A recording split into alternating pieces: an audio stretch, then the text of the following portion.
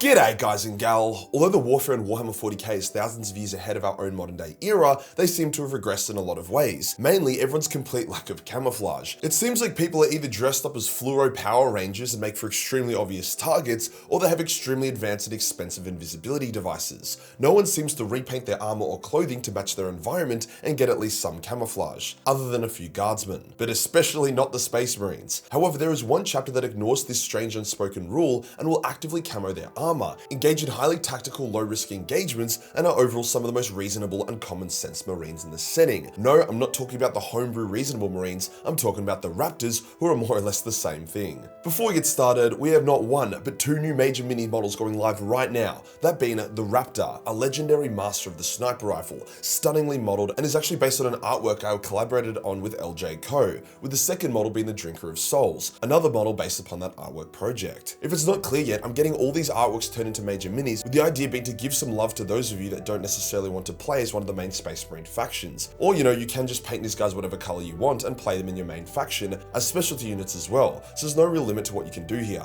But yeah, we're aiming on releasing every single guy you see in this artwork, so get your dick ready for that. On top of that, we've also restocked the Space Elf Titans and True Scale King Orcs, as our production capacity actually slaps right now, and we still have a few painting handles left, which net you a 50% off a major mini of your choice when you buy a handle. On top of that, we have new slots available for pre-painted major minis. That's right, you can get major minis sent to you already painted with whatever scheme you like. You can even pick the painting standard, that being battle ready, which is perfect for a model you want in your army that looks clean, based and is ready to go, or you can get the parade standard for when you want your model to stand out and catch the eye. All of this alongside dozens and dozens of other models. Link is below. Today we'll go over the Raptor Space Marine chapter, detailing their origins, their unique battle doctrine, and some of their best moments. Now let's get into it.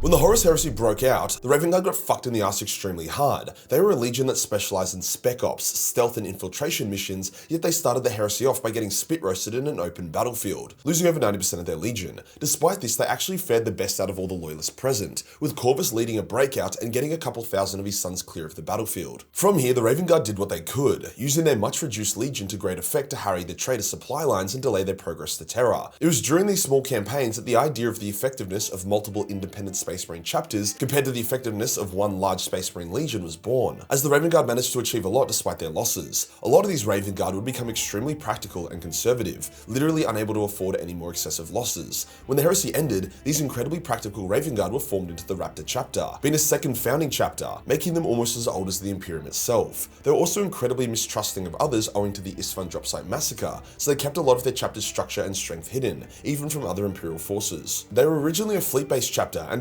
distinguished themselves in the scouring, hunting down a lot of traitors and using their more practical and tactical battle doctrines to great effect. They are so anti the usual pomp and show of normal Space Marine warfare that it's not even known what their battle cry is or if they even have one, as all a battle cry really does is announce yourself to the enemy. For their efforts in the scouring, they were given their own homeworld to conduct their operations from. However, there was almost no lore about them after the scouring until about the 35th millennium, when their homeworld was invaded by chaos and destroyed during one of the Black Crusades, as their homeworld was positioned quite close to the Eye of Terror. The chapter was believed to have been annihilated, with no sighting them for nearly 2,000 years. However, it appears that at least one ship escaped the loss of their homeworld with a couple Raptors on board, also including a bit of gene seed and at least one apothecary. These handful of survivors spent those 2,000 years completely rebuilding their chapter to full strength, not getting drawn into any conflicts in the process. They knew that the most practical thing to do would be to forego any glory and focus on rebuilding, so that is what they did. With their chapter back in action, they were given the strange task of blockading the Orgio system. We don't know exactly why, but soon after this, the entire system's human populace vanished and the Raptors moved on. Many Inquisitors have attempted to discover what actually happened, only for them to vanish as well. Some things are better left alone.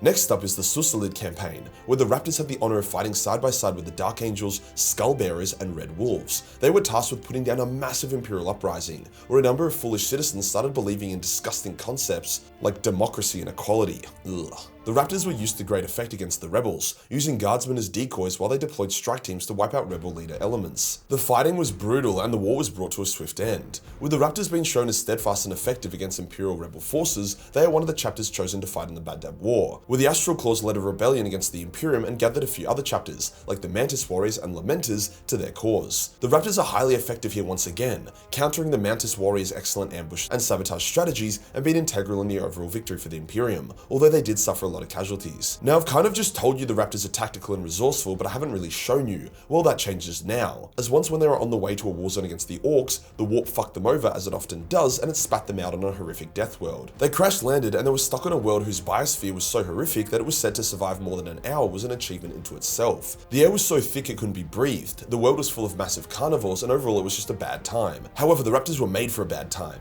hence their tech marines modified their breathing grills to be able to process the thick air, and they also managed to fend off the predators for 7 years until they were rescued. The Raptors are known to thrive in jungle warfare, with their primary camouflage being designed for it, so if there was anyone that could have survived this, it was them. The Raptors were also present during the Third War for Armageddon, and true to their skills, they were deployed in the dense jungles of Armageddon, alongside the Catachan jungle fighters to take on the Orcs. Any jungle Orcs suffered greatly that day. Taking on both the Raptors and the Catachan jungle fighters in jungle warfare is like getting fucked in the ass by Shaquille O'Neal while getting face fucked by Willem Dafoe. Even when the Raptors don't win, they make sure to minimize their losses and the overall loss itself. During the Taros campaign, where the Imperium fought against the Tau Empire in the Taros system, after the Tau had absorbed it into their own, the Raptors were deployed and were essential in taking out numerous planetary defenses and allowing the Imperials to land in mass. After a hard-fought campaign, the Imperium decided to retreat, with the Raptors acting as a rearguard and helping the Imperium's armies get off-world as easily and bloodlessly as possible. That brings us to the modern setting. What are the Raptors up to now? Well, they have been very busy, as when G-Man begun his Indominus Crusade, the Raptors were nearby and were one of the first chapters to respond.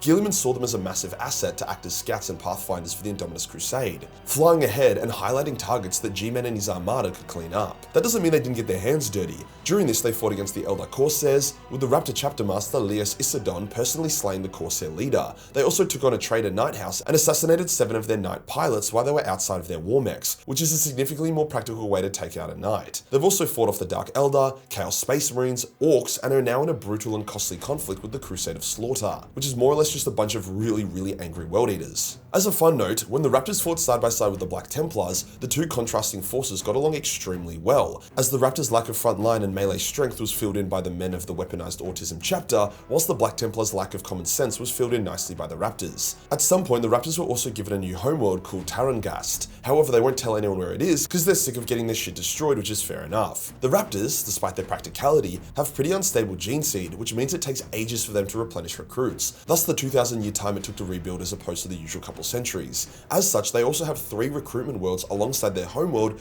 that they're constantly combing through for viable candidates. Unlike the Raven Guard, who like to use their stealth to get up close and personal, the Raptors prefer to fight their wars from range, enjoying the use of camouflage and sniper rifles as opposed to jump packs and power claws. Raptors are also heavily encouraged and trained to be independent, with small squads having a ton of independence and authority to execute their mission as they see fit. Raptors would much rather deploy 5 squads of 5, all given a loose objective, than one force of 25 Raptors with a strict objective. Due to the nature of their battle doctrines, the Raptors have significant strengths and weaknesses, which they deal with by choosing who they fight. As they are practical, they excel against enemies that follow the general laws of science and physics. This is why they're so good at putting down rebels, fighting other space marines, fighting Eldar raiders, or going up against the Tau. It's also why they don't like fighting demons, Necrons, or anyone who doesn't play by the rules. Their war against the Crusade of Slaughter is an interesting one, since they would have no issue luring the Berserkers into ambushes and kill zones, however would also eat a lot of shit if the World Eaters came within melee range, as Raptors are not known for their melee abilities. Although their colours are a jungle camo green, they are more than happy to modify it to suit other war zones, such as a desert camo, a snow camo, a grayscale camo, and so on. Basically, they give zero fucks about their armor color, so as long as it's practical and works for them. Funnily enough, this wasn't always the case. In very early lore, the Raptors' color scheme was a very loud and obnoxious yellow and blue. It's unclear if this is still canon or if they swapped it to more practical camouflage colors after they were nearly annihilated sometime after the scouring, but either way, I'm glad they've now gone for the camo scheme. Ironically, the Raptors picking the most practical, low-key and invisible armor makes them stand out the most amongst all loyalist chapters because of how unusual it is. Now, a lot of you may have heard of the meme-based homebrew chapter, the Reasonable Marines. These guys are basically the Raptors, but in a more comical sense. They too wear camouflage, prefer long-range weaponry and snipers, don't like getting into melee fights with World Eaters, and are happy to retreat if shit goes south. Last stands may seem cool, but with how hard it is to actually make Space Marines, they often just end up being a bit of a waste. If you enjoy the video and you want to support the channel, then pick up the new Raptor model, or you can grab the Drinker of Souls, or just say stuff it and grab both. Hit the subscribe button and hit the real subscribe button for more practical content. Join the Discord for more memes, and I'll see you in the next one. Peace.